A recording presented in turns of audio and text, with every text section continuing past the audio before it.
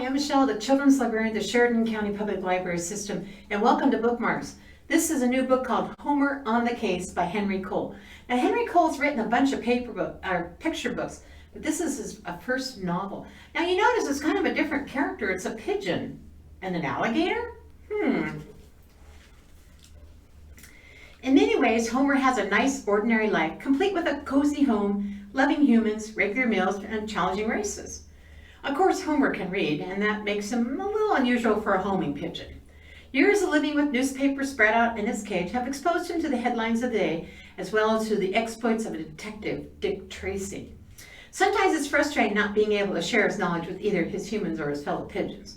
Then one day, Homer witnesses a crime in the local park. A rat steals a valuable bracelet from a woman's purse.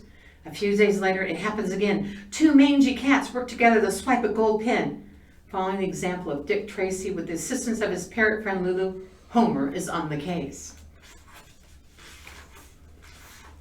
Chapter 1.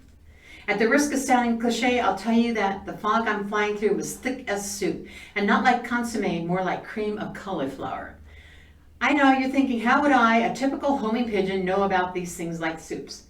Because I pay attention. That's how. I read things every day in the newspaper, news, weather, advice columns, recipes. I'll explain that later. Being a homing pigeon means lots of flying, racing, then finding your way home. I can find my way home through instinct alone, without a map or a compass, just the one in my head. And flying is serious business, especially in fog. I have to be careful. I reduced my speed to 35 miles per hour, nearly half my normal racing speed. But even at reduced speeds, things can loom suddenly out of the dense clouds. I veered left to miss colliding with the huge Bridgetown water tower. My wingtips are just like caterpillars length away from the sides of the iron tank. Close one, I thought.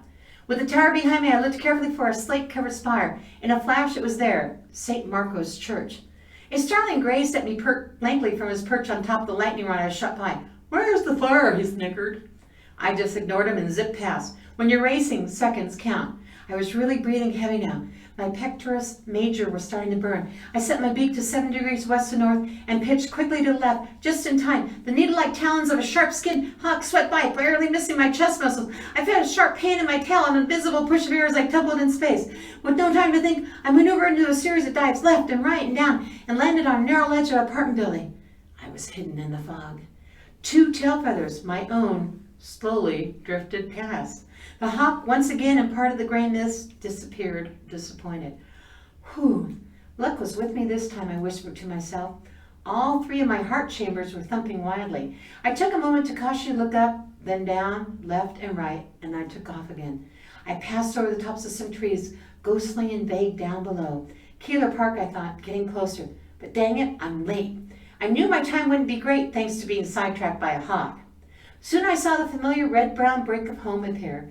It was a 5-story apartment building. Humans lived inside, but I lived on the top. I could make out owner Otto below on the roof. Granddad was standing with him as usual, smiling.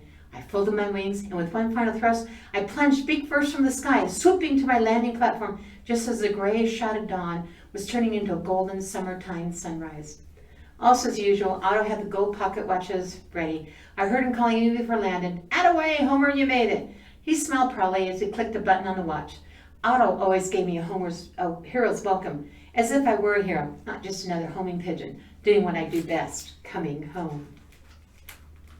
"How do you do?" Granddad asked. 19 minutes. Last time was 17. Not your best time, Homer. Something happened to you. No wonder you're 2 minutes behind your best time. He picked me up and held me up to his chin, giving me tiny kisses, as his kisses would help me regrow tail feathers. This was a little embarrassing, but Otto was prone to overacting whenever I was concerned. Call it being overprotective, or just get mushy and call it love. "Looks like Homer might have had a run-in with a hawk," Dad said. "Looks like it was a close one, but don't worry, Otto. He'll grow new feathers in no time." Otto looked alarmed. "Poor Homer," he said. "Here, I'll put down fresh newspaper, a little bit of cracked corn, and your favorite milk mix. Nice clean water, all for you." I heaved a big sigh and gazed gracefully at my rooftop world. It consisted of a large cage with 3 sides made of chicken wire, and the back covered in wooden planks to keep the north wind out. I had a cozy wooden box inside and a cage to sleep in, lined with soft, sweet-smelling hay. The cage had a huge swinging door, which was almost always open. Otto kept it closed with a wooden peg at night to keep the occasional city raccoons from getting in and stealing my food. Most of the time, I was a free-ranging pigeon. I could come and go as I pleased. I think Otto wanted me to have a little freedom. He trusted me to return to the rooftop. There's one good thing about being a home pigeon. We always know how to get back home. I'm going to put my bookmark in this place because I certainly want to read more about Homer and his adventures. It also tells Homer I'm going to be back to read more about it. I'm glad you joined me. You brighten the day. And don't forget to read about Homer on the case. Is he going to be able to solve it? Thanks for joining me, and I'll see you next time. Bye.